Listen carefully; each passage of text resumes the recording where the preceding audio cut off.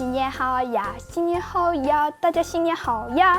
不知不觉，2022年就这样不知不觉的过去了。我数了数啊，这一年我整整发了98期视频，在里面有很多有意思的产品，当然啦，好玩的东西远远不止我视频里面的这些。所以今天我就找了几位 UP 主来跟大家一起分享一下他们今年的年度好物。悄悄的说了一下，这次还邀请了2位不是数码区的 UP 主哟，大家一定要看完呀。那么首先有请我们的第一位，好贵好 Steam。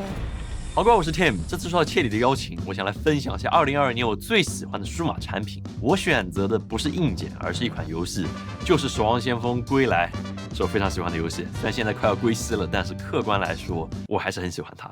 你也可以评价一下这款游戏你现在玩下来的感觉。我一开始进这个游戏，我会觉得还不如以前的《守望先锋》，但是玩多了以后，我确实觉得这个游戏设计的还是可以的。说真的，迭代的东西非常多。之前的《守望先锋》很多人都很怀念，但是客观来说，6v6的那种节奏感，还有大量的定身技能，能够让你一直被定着，半天发不出一个技能但是这些问题在《守望先锋：归来》里面也都没有了。整体体验、节奏各方面都会快很多，整体玩起来的打击感还有爽感，我觉得相比之前是有明显的提升的。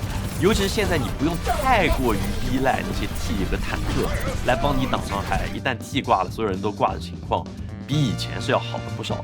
然后新的英雄我觉得设计也都非常巧妙，无论是这个拉玛莎这个玛莎拉，还是这个我个人目前最喜欢的索杰恩，它整体的机制设计还有它的游戏节奏，我觉得控制的都比过去要好很多。还有被迭代的英雄像堡垒还有奥丽莎，整体的体验也都有一个明显的提升。现在我在玩游戏的过程中会更愿意去切换这些英雄，哪怕是以前很少玩到的冷门英雄，我觉得体验也都还挺好的。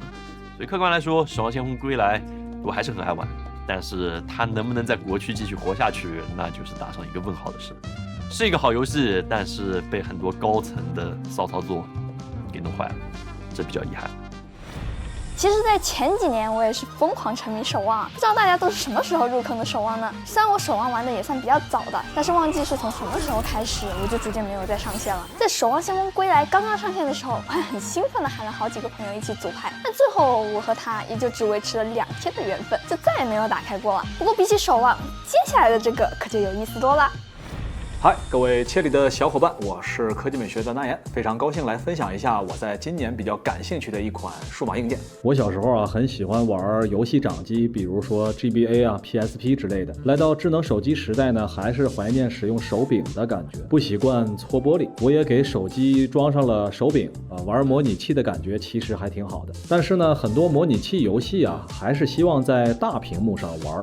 比如说在平板上面玩游戏，不过呢，10寸以上的平板拿着太大太累，感觉不是很舒服。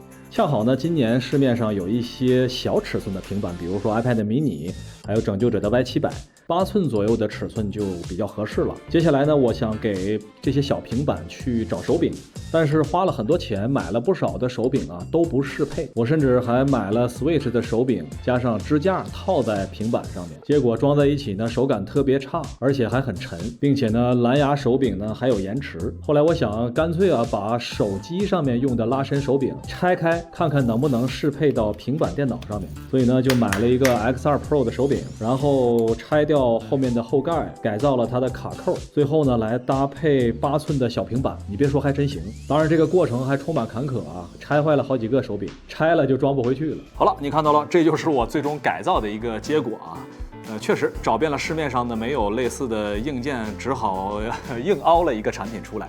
那最终的样子呢，大概是这个样子。正面看起来外形有点怪怪的。我自己的目标呢是想要一个比较大的屏幕素质还说得过去的游戏平板。那显然这块屏幕比手机大很多，甚至呢它比 Switch 也要大一些。8寸多的屏幕玩很多的游戏呢，看起来确实要比手机还要更震撼。我们拿一个手机放这儿一比较的话，你能够感受得出来，摇杆还有手柄的按键方面呢，虽然不能够和 Xbox 手柄去相比，但是呢它毕竟是一个插线的手柄延迟部分呢比蓝牙的这种拉伸手柄还是要好一些。而且下方的这个充电线的话，我们可以直接插上来，既给手柄通电又可以给平板来充电。当然，它的性能呢，相比较那些 Windows 的掌机来说，肯定是不如的。它最多呢，只能够玩到 PS2 的模拟器或者是 Switch 的模拟器。但是呢，它也有一个 Windows 掌机比不了的优势啊，就是它的续航时间是比较长的。如果玩一些低负载的游戏的话呢，可以比较轻松的来到7、8个小时，还有更多。好了，这就是我今年自己组合了这么一个硬件，期待呢未来市场上能够出现那种大屏幕、续航超长的 Windows 掌机，或者是能够出现这种安卓阵营的掌机，有一个比较好的屏幕，有一个更大的、更操作舒适的手柄。希望在明年2023年能够实现吧。聊得很高兴啊，但是千万不能看背面。这可比我的 Switch 帅多了，建议量产哦。其实我之前也悄悄整了个苹果和任天堂联合出品的带 Joy-Con 的 iPad mini， 这个屏幕不比 720P 的 Switch 清晰多了。那说到打游戏，接下来就是专业的来了。大家新年快乐啦！我是雷亚。2022年我最推荐的数码产品是已经面世了2年的 Xbox Series X。经过了几年的几次系统升级更新过后，它的系统功能、运行速度和稳定性已经达到了更好的状态，是我觉得目前市面上最好用的游戏主机。一键快速恢复的招牌功能现在能够准确设置对象，而其他对于音频、手柄和社交软件的功能支持也越来越多。至于配套的西瓜皮订阅服务就不用说了。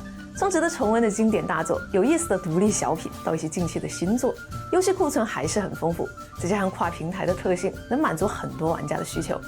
我推荐 XSX 主机还有一个很个人向的理由，就是游戏流程的录制问题。作为一个游戏 UP 主，我得经常用采集卡插主机去录制流程，但是由于各个主机系统的封闭性，4K HDR 信号的采集效果就成了很玄学的一件事。即便反复调试，也经常会产生较大的颜色差异，需要在后期剪辑里面手动调色，相当累人。但 XSX 的采集则很少会遇到问题，对于视频制作来说，真的方便了不少。从前的我一直偏好用 PS 主机玩游戏 ，Xbox 系列常年吃灰。没想到这1年来 ，XSX 靠它的性能和便利性，居然逐渐扭转了我的游戏习惯。不知道屏幕前有多少跟我一样的小伙伴啊？考虑到这1年来的显卡危机，就更推荐所有跨平台玩家们去尝试这台主机啦。作为御三家之一的 Xbox， 在过去显卡价格非常反制的这1年，我想应该让一些过去从来没有买过主机的小伙伴也入了主机的坑。之前我也做过非常有意思的 Xbox 的视频，感兴趣的小伙伴记得去看一下哟。那我们接下来有请下一位。Hello， 大家好，我是055，非常感谢切里的邀请。那我推荐的年度数码好物是 AirPods Pro 2代。我购买初代 AirPods 的原因，只是因为单纯的 iPhone 没有耳机孔，算是一种被迫购买。但 AirPods Pro 2不一样，我记得很清楚，我在苹果电视的时候，那个展示样机里的音乐应该是上一位顾客放的欧汤肉啊。我戴上耳机，想先试一下降噪，我长按耳机柄，随着一声噔，那个降噪比上一代好了太多，至少我当时听到的那个固件版本是超级好。然后我就随手点击一下播放，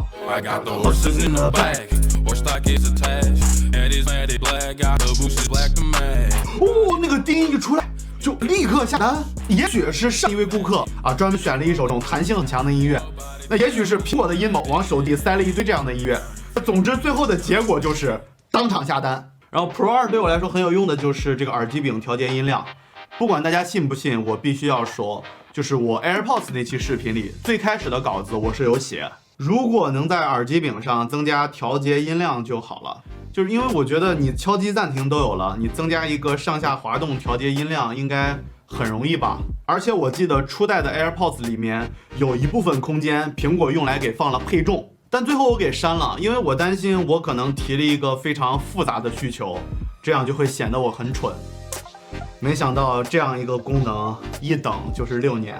那今年看发布会的时候，我看到增加了这个滑动调节音量的功能，我当时就在想，哪怕是为了这个功能我也要买，就非常棒。目前使用下来我觉得一切都很好。问题呢倒是也有，就是我不知道其他人有没有这样的问题，我只说我自己，就是它这个空间音频这个头部跟踪有时候会有 bug。比方说我举个例子，我坐飞机啊这个样子睡觉，过一会儿我醒了，它声音还在这儿，声音没回来，我需要过去回来，过去回来了，就这个样子。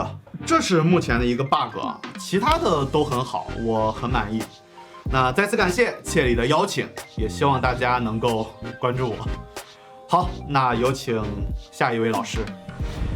有一说一，我觉得这代比上代强太多了。主要是上一代实在是比较一般，毕竟作为打头阵的产品，体验确实不错。但是在降噪硬实力上，后续能超越 AirPods Pro 的产品实在是太多了。每个新耳机都要吊打一下 AirPods Pro 的降噪。还有前段时间我还约了05和我的一个朋友红石一起去滑雪。好家伙，我就玩了1天就阳了，然后他们2个就直接匹配组队，我就只能回家睡觉了，真是太可惜了。那么我们有请下一位。嗨，我是阿喵。问我今年最喜欢什么数码产品啊？是这样，因为我是个做饭的，又不是什么数码发烧友。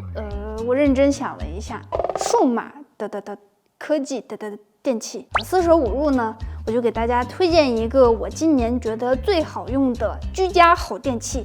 噔噔噔，洗地机，它是有很多部件的，你吸地毯也行，吸床单也行，吸猫毛也行。大家都知道，搞卫生是一件你不得不经常做又很不想做的事情。有了这个玩意儿之后呢，我推着满屋子溜达就行。这个就是我今年觉得最好用的小电器了。然后就是，这个我最初是看它长得够奇怪买的，其实是想要一个粉色鼠标了。它给我的感受就是那种有点默默无闻的香。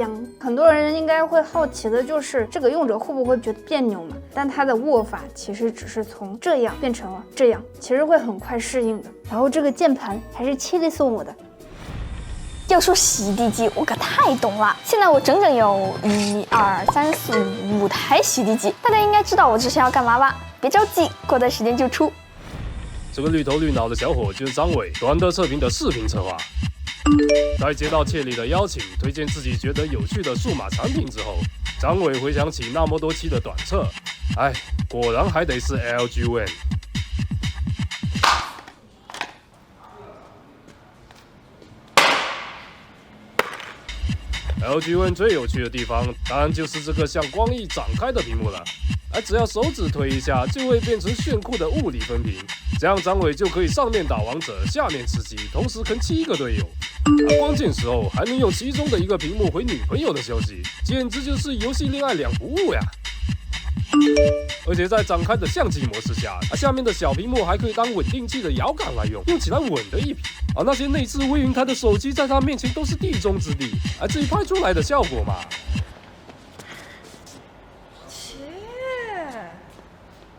那样吧。LG One 表面上看上去挺酷炫，但是软件的适配就显得很拉垮。就好比张伟想看一下 B 站，首页根本就没有跟着翻转，要点进视频里面横屏才算正常。要是点到竖屏视频，又得把手机转过来，看个视频都能把手机完成陀螺。且不在小屏幕里适配的第三方输入法，还有总是要黑一下的指纹解锁。至于用了4年前的终端处理器765G 和62支 1080P 的屏幕，都几年前的机器，是有什么好嫌弃的？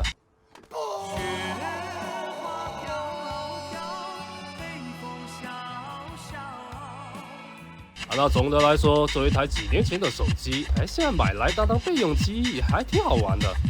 当然，要是作为 LG 的老粉，那我强烈推荐，完全可以去海鲜市场随便淘一台，给那死去的 LG 手机上香，来纪念一下那个死去的手机特立独行的年代。好，收。过个年嘛，谈什么纪念呢？那阿短在这里也祝观众朋友们在新的一年里放下烦恼，万事顺遂。这台 LG Win 其实我很早为了图一乐买了回来，甚至在之前的视频里面都有出过镜，不知道有没有小伙伴知道是哪一期呢？不过虽然这台手机软硬件上都显得有一点一言难尽，但平时拿着手机这样子滑着玩真的是非常的解压。而且在手机形态逐渐同质化的现在， LG 能推出一个这样能打破常规形态的手机，其实还是挺让我惊喜的。总的来说，这台手机除了看起来有意思，不推荐大家购买以外，就没有啥缺点了。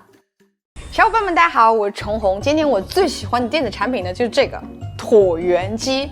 像什么跑步机、动感单车、举铁、跳绳几乎所有的减肥运动我都试过，也都坚持不下去。举铁和 HIIT 效果很好，但是真的太累了，中途一休息呢就特别容易放弃。但减肥吧，看的不是你一次的运动强度有多大，而这个运动你每天都能够坚持。最好呢就像是刷牙洗脸一样自然。所以呢就要温水煮青蛙，选择无脑冲类型的机械有氧运动，比如慢跑、骑单车、踩椭圆机，不需要思考，做几组休息几分钟就一直做，不知不觉呢就能够坚持很久。就是千万不要在运动的时候调动你的脑脑子，一旦脑子里在想坚持2个字的时候，那你大概率就坚持不住了。而在这些无脑运动里边，我为什么会觉得这个椭圆机是最好的呢？第一，它可以运动到全身的肌肉，但是又不会像跳绳那样子伤膝盖。第二，它没有特别大的运动的声音，在家里运动呢，完全不用担心吵到邻居和楼下。其实上面这2点都不是我选择它最重要的原因，最重要的就是前面这里可以架一个 iPad， 边运动边看剧。因为椭圆机你动起来它的动势是匀速上下，并且幅度不大的，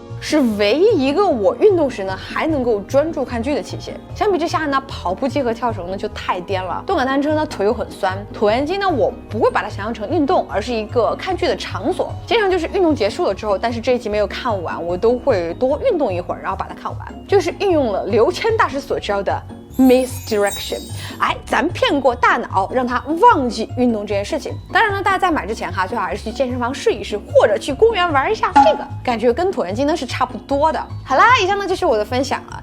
亲爱的小伙伴们，要是有其他的减肥小技巧的话，也都可以分享在弹幕里哦，我来抄作业。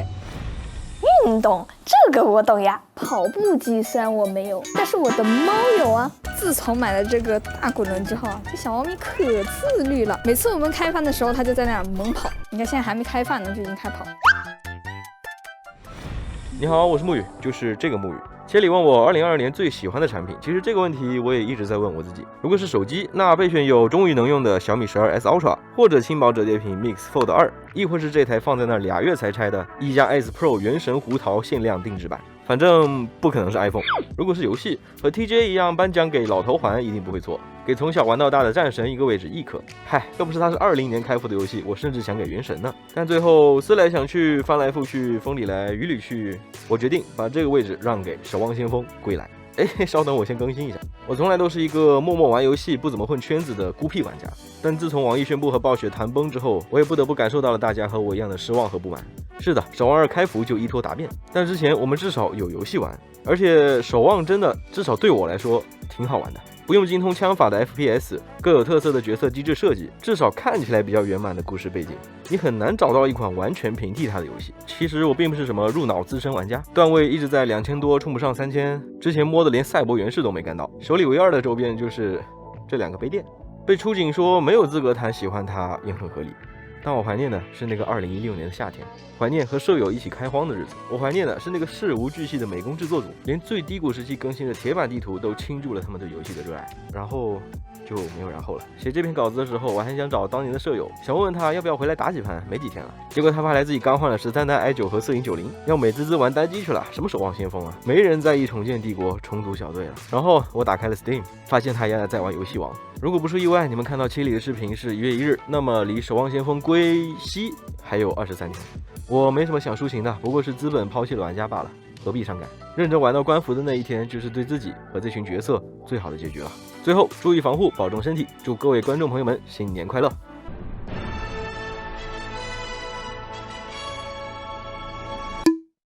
2位 UP 都推荐了守望先锋，只能说暴雪你罪大恶极。看到木鱼说自己怀念的是16年的那个夏天，我想也许我之所以和他只有2天的缘分，也是因为那个朋友一起放肆沉迷游戏的时光再也回不去了。嗨，各位，我是羊驼。前天大力子问我今年最喜欢的数码产品是什么，我仔细想了一下，应该就是我花5000块买的这把怒喵的 AM-AFA 键盘了。之所以买它的原因，纯粹就是因为好看我真的觉得它太好看了。不论是这个飞船的造型呢，还是橙白的配色，都站在我的审美点上之前我作为一个花600块钱买键盘都嫌贵对键盘完全不感冒的人，就因为 AM-AFA 这个造型让我下单时眼都不眨一下。这个时候弹幕可能都在说什么智商税之类的，确实，毕竟我买的时候呢，也是把它当做一个手办跟摆件的心态买的。而且我用这款键盘呢，到现在也不怎么适应，打字呢会比常规的键盘慢不少。但是不得不说5000块的键盘手感确实不太一样，每次按下去呢，那种回馈感，没有花钱的不适。所以说没有什么值不值，喜欢就行了当然买完这把键盘之后呢，我就退烧了。也奉劝各位呢，键盘这个东西真的没必要花这么多钱，除非呢你也是想买个手办，或者说当一个摆件来看。它的边际效应呢其实非常明显，感觉600块钱左右的键盘其实就非常够用了。虽然这块键盘确实看起来很帅，我自己也有一块，但我也依旧不会推荐大家购买，它太贵了。5000块的键盘并不能改变我在游戏里面挨打的事实，而且因为这种两边分开的人体工学设计，实际在使用的时候多多少少也是需要一点适应的过程的。如果你有时候需要横跨两边来操作，那就直接是一个猪脑的过载。那么我们有请下一位，坚果 R2。没错，就是目前已经聊到了 Smartisan 在2年前发布的一作。这台手机是我今年使用时间最长的安卓主力机，理由只有一个，就是 TNT。真正深度使用过 TNT 的人一定清楚，什么求和呀，不要吵到我用 TNT 啊，理解万岁啊，这些梗，它就真的是个梗而已。因为语音交互这些功能的使用频率真的非常低。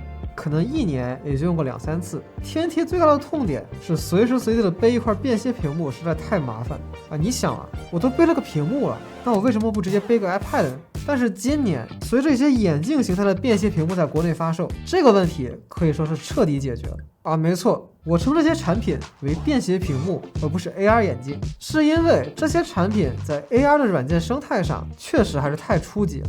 你如果作为 AR 眼镜买回家，那体验了几次以后必定吃灰。但是如果你把它当做一块便携屏幕，那相比于传统的便携屏幕而言，它在体积和重量上的优势就是无法超越的。今年的几次短程出差，我都是只带了手机和眼镜，没有带平板和电脑，行李一下就轻了很多。而且飞机和高铁上的小桌板放个电脑还是太局促了。但是摆个折叠键盘再戴个眼镜就非常够用。唯一的坏处就是样子比较少，回头率太高了。我今年有几个视频的大纲和文案，就是出差的时候用 TNT 写完的。现在你在海鲜市场里1500就能收到一台8+256的坚果 R2， 骁龙865 90赫兹 5G， 放在今年也是完全够用的。而那些写作 AR 眼镜独做变形屏幕的产品，因为对多数人来说吃灰率实在是太高了，所以海鲜市场里也充斥着大量的仅拆封二手，1700出头就能收到一个全新成色，然后240块钱你还能收到一个全新的微软折叠键盘，一套加起来比今天的盖版基础款 iPad 还要便宜。总的来说，我还是觉得 TNT括号软件是一个非常可惜的产品，发得太早，吹得太过，卖得太贵，所以希望在它的生命末期，我可以好好的使用一下它。最后，感谢系列邀请，我是数码区的新人 UP 超超，让我们有请下一位。虽然罗老师创造了很多互联网宝贵笑话，但 Smartisan OS 上许多个功能，如今看来确实是很有前瞻性的。像大爆炸，不但现在安卓厂商也推出了类似的文字识别，甚至这个技术还下放到了苹果、坚果或者说锤子。在我看来，就像是一个极度偏科的产品，在软件和硬件之间的偏科，在设计和使用之间的偏科，这些或许受限于现实的不平衡设计，导致了 R2 成为坚果最后的绝唱。那大家推荐了这么多有意思好玩的产品，最后就到我啦。要说我2022年最喜欢的产品，那就是我每天用的最多的这个55寸 C2 显示器。准确说应该是电视。用过 OLED 的朋友一定知道，和普通显示器比起来 ，OLED 真的很舒服，黑就是纯黑，根本就没有漏光的这种说法。如果在去年，我会跟我的朋友说，哎呀，你打 FPS 想要高水平，屏幕不要超过27寸，最好呢还是跟职业选手一样24寸。现在我会告诉你，嘿嘿，55寸真香！你很难想象，我在这台55寸显示器上已经打了几百个小时的 Apex 了，而且还是用的鼠标，不是手柄哦。以前我是10米之外雌雄莫辨，20米之外人畜不分，120赫兹 4K 再加上55寸，现在我隔着200米，我都能给你认出来这是什么英雄。再叫我用回27寸的显示器，反而不习惯。这个电视还支持 XS-PS5 里面的一堆的显示技术，这些呢我之前出过视频，这里就不说了。简单来说，屏幕大真的很爽。不过如果你不像我那么变态的话，也可以考虑一下48寸或者是42寸的电视，放在桌面上的话，应该更适合正常人。好了，那么本期视频到这里就结束了。在这里呢，提前祝各位观众朋友们新年快乐！新年快乐！新年快乐！新年快乐！新年快乐！新年快乐！新年快乐！新年健康！新年快乐，每天开心！新年喜乐平安，新年万事大吉。那么我是Cherry，咱们下期再见吧，拜拜。